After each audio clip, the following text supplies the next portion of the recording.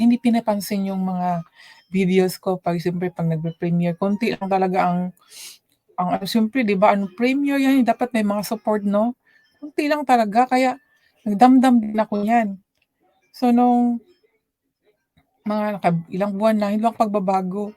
Ako sub ako ng sub sa kanila tapos sa akin yung sub ko, hindi nadagdagan kaya nalulumo talaga ako nun. Sabi ko, "Ano ba 'to, mga honest person ba 'to?"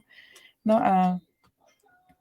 yun yung gu 'pag nag-ano, nag-premiere wala akong makitang red sa aking ano, sa oras ng aking premiere, pero sa iba ang dami. Sabi ko, "Bakit gano'n Lord? Word mo ang aking shine-share pero walang nagkakagusto."